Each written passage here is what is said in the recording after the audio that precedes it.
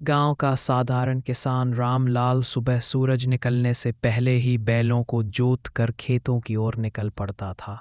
उसकी पत्नी सीता घर संभालती, गाय भैंस का दूध दुहती और अपनी छोटी सी बेटी गौरी को गोदी में लेकर लोरी गाती। गौरी उनकी दुनिया थी, लेकिन ईश्वर ने यह सुख ज़्यादा दिनों तक नहीं रहने दिया। जब गौरी सिर्फ 4 साल की थी, तब सीता को तेज बुखार हुआ। गांव का वैद्य इलाज करता रहा, लेकिन हालत बिगड़ती गई। एक रात गौरी जब माँ की गोद में सिर रखकर सो रही थी, तभी उसकी माँ ने अंतिम सांस ली।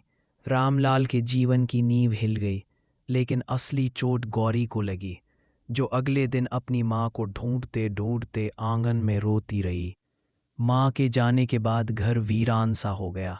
छोटे से आंगन में गौरी की खिलखिलाहट कम हो गई। वो अक्सर दरवाजे पर बैठकर राह देखती, मानो सोचती कि माँ अभी बाहर से लौट आएगी। रामलाल दिन भर खेतों में लगा रहता, लेकिन उसे चिंता खाती रहती। बेटी अकेली कैसे बड़ी होगी, कौन इसे संभालेगा। गांव की औरतें कहती, रामलाल, बच्चे को माँ का सहारा चाहिए, अकेले तू सब नहीं कर पाएगा। कुछ महीनों बाद दबाव और चिंता के चलते रामलाल ने दूसरी शादी कर ली। दुल्हन थी सुमित्रा, जो पास के गांव की विधवा थी। उसकी अपनी कोई संतान नहीं थी। शादी के समय सुमित्रा ने सबके सामने कहा, यह बच्ची अब मेरी भी होगी, मैं इसे अपने खून से भी बढ़कर पालूंगी। गांव के लोग संतोष में थे। रामलाल को लगा कि अब उसकी बेटी को माँ का सहारा मिल जाएगा। शुरुआत में सब ठीक रहा। सुमित्रा गौरी को गोदी में लेती, कहानियाँ सुनाती, लेकिन कुछ ही हफ्तों बाद उसका बर्ताव बदलने लगा। गौरी छोटी थी, लेकिन सुमित्रा उससे काम करवाने लगी। अरे, तू बैठी क्यों है? जा, कुएं से पानी भर ला। जल्दी कर, जानवर भूखे खड़े हैं। गौरी मासूम थी, वह सोचती शायद यही माँ का प्यार है। लेकिन जब भी गलती हो जाती, सुमित्रा डांटती और कई बार मार भी देती। रामलाल जब घर लौटता तो थका हारा होता। सुमित्रा बड़ी मीठी आवाज में उसका स्वागत करती। देखो जी, बच्ची तो नखरे कर रही थी, मैंने बस थोड़ा काम कराया।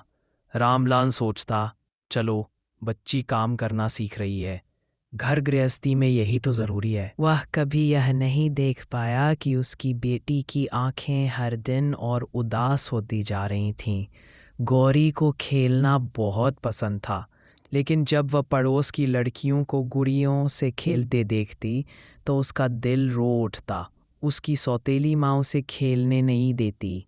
ये सब खेल कूद तुझसे नहीं होगा, काम सीख, यही तेरी जिंदगी है। गौरी चुपचाप सिर झुका लेती। रात को जब सब सो जाते, वह अकेले आसमान की ओर देखती और अपनी माँ को याद करके फुसफुसाती, माँ, आप कहाँ चली गई? मुझे अपनी गोद में ले लो। गांव में सालाना मेला लगा, बच्चे सज धज कर गए। गौरी भी चाहती थी कि वह अपने पिता का हाथ पकड़कर वहां जाए। उसने हिम्मत करके पिता से कहा, बाबा, मुझे भी मेला देखना है। रामलाल ने हंसते हुए वादा किया, हाँ बेटी, कल तुझे नए कपड़े लाकर मेले में ले जाऊंगा। लेकिन जब सुमित्रा ने यह सुना तो उसका चेहरा कठोर हो गया। क्या ज़रूरत है, मेला ठेला देखना है तो काम कौन करेगा? बच्ची को घर पर रहना चाहिए। रामलाल थका हुआ था, उसने ज़्यादा जोर नहीं दिया। अगले दिन बच्चे झूलों पर हंसते खेलते रहे और गौरी अकेली आंगन में बर्तन मांजती रही। उसकी आंखें आंसुओं से भीग गईं। देखकर पड़ोस की शांति काकी का दिल द्रवित हो गया। वह बुजुर्ग और निसंतान थी, इसलिए बच्चों से विशेष लगाव रखती थी। उसने रामलाल से कहा, बेटा, तू खेती में व्यस्त है, मगर घर में तेरी बच्ची रो रो कर दिन काट रही है। औरत तुझे धोखे में रख रही है, ज़रा अपनी आंखें खोल। रामलाल चौंक गया। उसने पहली बार गौर से अपनी बेटी को देखा। वह सचमुच बहुत कमज़ोर और चुप हो गई थी। उस रात रामलाल ने सुमित्रा से सख्ती से पूछा, क्यों मेरी बच्ची से ऐसा बर्ताव क्यों करती है तू? माँ बनने का वादा किया था या नौकरानी बनाने का? सुमित्रा तिलमिला गई, लेकिन रामलाल ने कठोर स्वर में कहा, याद रख, माँ वह नहीं होती जो जन्म देती है, माँ वह होती है जो बच्ची को अपने दिल से अपनाती है। अगर तू उसे प्यार नहीं दे सकती तो इस घर में तेरी कोई जगह नहीं। यह सुनकर सुमित्रा का दिल दहल गया। पहली बार उसने खुद को आईने में देखा। क्या मैं सचमुच इतनी कठोर हो गई हूँ? इस बच्ची ने कभी शिकायत नहीं की, फिर भी मैं इसे सताती रही। वह रो पड़ी। अगली सुबह उसने गौरी को गोद में भर लिया। बेटी, मुझे माफ कर दे, अब मैं सचमुच तेरी माँ बनूंगी। गौरी का मासूम दिल तुरंत पिघल गया। उसने आंसू पोंछकर कहा, माँ, मुझे बस यही चाहिए था। अब घर बदल गया। सुमित्रा हर काम में गौरी का साथ देती, उसे पढ़ाई के लिए प्रोत्साहित करती, त्योहारों पर सजाती। गांव के लोग भी कहते, देखो, सौतेली माँ अब सगी माँ से भी बढ़कर है। रामलाल चैन से खेतों में मेहनत करता, अब उसका घर सचमुच घर जैसा लगने लगा। वर्षों बाद गौरी पढ़ लिख कर गांव की पहली शिक्षिका बनी।